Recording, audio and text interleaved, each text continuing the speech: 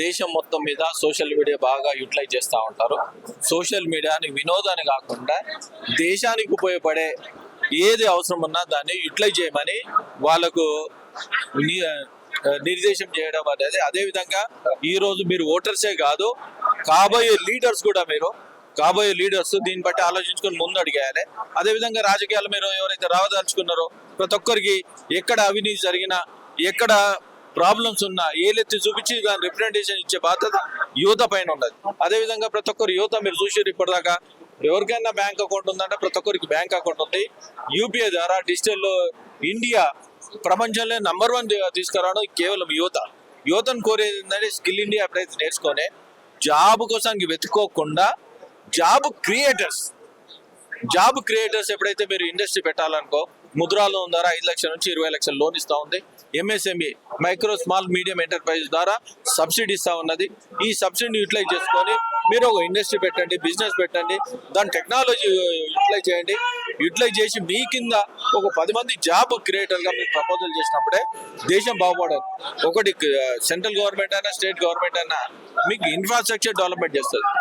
మొన్న మోదీ గారు Zaheerabad smart city 3,500 కోట్లు పెట్టి స్మార్ట్ సిటీగా డిక్లేర్ చేయడం, ప్రధానమంత్రి మిత్ర దాని కింద టెక్స్టైల్ పార్క్ కింద వరంగల్ చేయడం జరిగింది. అదేవిధంగా ఒక కోచ్ ఫ్యాక్టరీ కూడా చేయడం. మీకు అక్కడ దాని కింద స్మాల్ స్కేల్ ఇండస్ట్రీ ఏదైతే యాన్సిలరీ ఉంటుందో యాన్సిలరీ పెట్టి దానికి మెటల్ సప్లై చేసినాం. ఈ మేక్ ఇన్ ఇండియా కార్యక్రమం ఏదైతే ఉందో ఇండియాలో మ్యానుఫ్యాక్చరింగ్ చేసేది ఇండియానే యూటిలైజ్ చేయాలి, ఇండియా నుంచి ఎక్స్పోర్ట్ చేయాలి. ఆయుధాల విషయంలో తీసుకున్నా కానీ దగ్గర 60,000 కోట్లు ఆయుధాలు ఎక్స్పోర్ట్ చేస్తూ ఉన్నాయి. 100 దేశాలు మన మీద ఆధారపడి ఉన్నాయి. 100 దేశాలు ఆధారపడి ఉన్నాయంటే 190 దేశాల మీద 50% దేశాలు మన మీద ఆధారపడాయి. అదేవిధంగా ఆహార ఉత్పత్తులు ఏవైతే వ్యవసాయం ఉందో వ్యవసాయానికి అనుకూల దేశం మన భారతదేశం. మిగతా దేశాలు ఎన్ని కొట్టుకుపోయినా భారతదేశం తన వ్యవసాయం చేసుకొని మన పంట పండించుకొని మనం బతకడానికి మనం ఆస్కారం ఉంటుంది. 60% మనము మిగతా దేశాలకి ఎక్స్పోర్ట్ చేస్తాం. అంటే మిగతా దేశాలు కూడా మన మీద ఆధారపడు, ఫారం మీద ఆధారపడి ఉన్నది. అదేవిధంగా మీరు ఎయిర్పోర్ట్ల విషయంలో తీసుకోండి, 65 ఎయిర్పోర్ట్లు ఉంటే ఈరోజు 135 ఎయిర్పోర్ట్లు అయినాయి. అదేవిధంగా ఎయిమ్స్ అయినా, తర్వాత ఎన్ఐటి అయినా, ఐఐటి అయినా, మిగతా ఎన్ని ఇన్స్టిట్యూషన్ అయినా అన్ని ఇన్స్టిట్యూషన్లు డబుల్ కన్నా ఎక్కువైనాయి. డాక్టర్ల విషయంలో 55,000 మంది డాక్టర్లు ఉంటే ఈరోజు 128,000 డాక్టర్లు ప్రొడ్యూస్ అవుతా ఉన్నారు. ప్రతి ఒక్కటి ఏంటంటే దీంట్లో ఒకటే ఏంటంటే 10,000 మందికి ఒక డాక్టర్ ఉండాలనే ఉద్దేశంతో దీన్ని ప్రపోజల్ పెట్టడం జరిగింది. అదేవిధంగా టెక్నాలజీ విషయంలో మీరు చూస్తున్నారు ఐఐటి ఖరగ్పూర్, ఎన్ని ఐఐటీలు వస్తే టెక్నాలజీ మనకు పెరిగి ఇండియా గిట్ట స్ట్రాంగ్ అవడానికి ఆస్కారం ఉంటుంది. అదేవిధంగా మీరు చూస్తూ ఉన్నారు ఎక్కడ పోయినా కానీ గతంలో సీపోర్ట్లో మెటల్ అన్లోడ్ చేయాలంటే 98 గంటలు పడతా ఉండే, దాన్ని 45 గంటలు ఏది సాగర్మాలని తీసుకొచ్చి 48 గంటల్లో తీసుకొచ్చినప్పుడు ఆ మెటల్ ట్రాన్స్పోర్ట్ కూడా రేటు తగ్గడానికి ఆస్కారం. రాబోయే రోజుల్లో నదుల అనుసంధానము, రోడ్ కనెక్టివిటీ, ఎయిర్ కనెక్టివిటీ ఇవన్నీ తీసుకొచ్చినప్పుడు ఇవన్నీ ఇన్ఫ్రాస్ట్రక్చర్ డెవలప్మెంట్ మీరు చూస్తూ ఉన్నారు. ఈరోజు తెలంగాణలో రోడ్ కనెక్టివిటీ ఎంత పెరిగింది, ఏ మూలకైనా మనము 2-3 గంటల్లో మనం పోగలుగుతున్నాం. అదేవిధంగా సర్ విషయంలో తీసుకుంటే అందరికి 3 ఓట్లు ఉన్నాయి, నాకే 3 ఓట్లు ఉన్నాయి అనుకో, నేను ఆదిలాబాద్ లేయగలుగుతాం, కరీంనగర్ లేయగలుగుతాం, హైదరాబాద్ లేయగలుగుతాం, మల్కాజ్గిరి లేయగలుగుతాం. ఈ టెక్నాలజీ ఉన్నందుకే 2 గంటల్లో మనం పోయి ఓటేస్తే 8 గంటల్లో మనకు ఓటింగ్ కోసానికి 5 పార్లమెంట్లో మనం ఓటేయగలం. మీరు సర్ గురించి మాట్లాడుతారు కాబట్టి ఈ రోజు అఖిల పార్టీ సమావేశం అయ్యి వాళ్ళంతా ర్యాలీలు చేసి నిరసన కూడా తీశారు. సర్ ద్వారానే మీరు బెంగాల్లో అధికారం చేపట్టారు, మిగతా ఇప్పుడు తెలంగాణలో ఫోకస్ చేయడానికి కూడా ఇదే కారణం. ఒకటి సర్ అనేది ఉన్నాయి కదా, ఫామ్ నెంబర్ 6, 7, 8 మీకు అవగాహన ఉందా లేదా? సర్ మీద గతంలో ఎవరు గవర్నమెంట్ ఉండే? బీఆర్ఎస్ గవర్నమెంట్ ఉండే, ఉందా లేదా? ఇప్పుడు గవర్నమెంట్ ఎవరిది? కాంగ్రెస్ గవర్నమెంట్. బిఎల్ఓ ఎవరు? బీజేపీ వల్ల లేకుంటే గవర్నమెంట్ ఎంప్లాయీసా కాదా? చెప్పు, అది ఆ సమాధానం చెప్పిన తర్వాత మాట్లాడు. బిఎల్ఓ ఎవరైతే ఉన్నారో బిఎల్ఓలు సర్ ఏదైతే ఉందో ప్రతి మనిషికి ఆధార్ కార్డు ఒకటే ఏ విధంగా అయితే ఉన్నదో ఓటు కూడా ఒకటే ఓటు. తర్వాత దీన్ని బట్టి మీరు ఆలోచించుకోవాలి. గ్రామ పంచాయతీ ఎలక్షన్స్ అయినప్పుడు 92 నుండి 96% ఓటింగ్ ఎందుకు అవుతుంది? మరి అసెంబ్లీ ఎలక్షన్స్ అయినప్పుడు 40% నుండి 60% దాకా ఓటు అయితే మిగతా పర్సెంటేజ్ ఏమైనట్టు? మీరు మొన్న వెస్ట్ బెంగాల్లో సర్వ్ తర్వాత చేసిన తర్వాత మీరు నాకు తెలివి వచ్చిన తర్వాత అసెంబ్లీ ఎలక్షన్లో 93% అయ్యింది సార్ తర్వాతనే. అందుకోసానికి ఒక మనిషికి ఒక ఓటు ఉంటే 90%, 95% ఓటింగ్ అవుతుంది. ఓటింగ్ అయినప్పుడు జెన్యూనిటీ అక్కడ వస్తుంది. ఇంకోటి ఏంటంటే వీళ్ళందరూ అఖిలపక్షం ఏదైతే ఉన్నారో ఒక్కొరికి రోయింగ్ ఇండియా ఉన్నారు, వాళ్ళు నేరేస్తారు. 11 ఐడి కార్డ్స్, 11 రకాల ఐడి కార్డ్స్ ఇచ్చారు. దానిలో ఏ ఐడి కార్డు ఉన్నా దాన్ని ఫిల్అప్ అవుతుంది. ఐడి కార్డుతో ముందుకు పోమా. ఇంకా రాబోయే రోజుల్లో ఇంకా టెక్నాలజీ పెరుగుతుంది. అసెంబ్లీలో ఎక్కడైనా ఈ మూలకైనా ఓటేయచ్చు, శాప్ సిస్టమ్ వస్తుంది. పార్లమెంట్లో ఎక్కడైనా ఓటేయచ్చు. ఒక్కసారి శాప్ చేస్తే వాళ్ళు ఓటేసినట్టే. ఆ సిస్టాన్ని మనం తీసుకురావాలని డెవలప్ చేస్తున్నాం. ఆధారే ఓటర్ కింద తీసుకొచ్చినప్పుడు ఒకటే ఆధార్ ఎందుకుంది? ఒక మనిషికి ఒకటే ఆధార్ ఉంటుంది, ఓటు ఒకటే ఉంటుంది. ఒకటే ఓటు ఉండాలి. ఎక్కడైనా మీరు ఓటు వేసుకోవచ్చు. ఓటు కోసానికి మీ గవర్నమెంట్ ఉన్నది, మీరు మాట్లాడే హక్కు లేదు. మొన్న కూడా ఏది వెస్ట్ బెంగాల్లో తృణమూల్ కాంగ్రెస్ గవర్నమెంట్ ఉండే, అక్కడ బిఎల్ఓలు తృణమూల్ కాంగ్రెస్ ఉండే. అది మాట్లాడే హక్కు ఏది ఉంది చెప్పండి? మీకు 2 ఓట్లు కావాలా, 3 ఓట్లు? అఖిలపక్షం నేను అడుగుతా ఉన్నా, సవాలు విసురుతా ఉన్నా.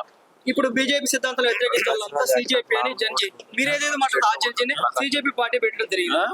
బీజేపీ సిద్ధాంతాలు వ్యతిరేకించే ఇప్పుడు జంజీ యువత మొత్తం సిజేపీ వైపు ఉంటే మిగతా వాళ్ళని ఆకర్షించడానికి మీరు కనుకలో పెట్టారా? ఇది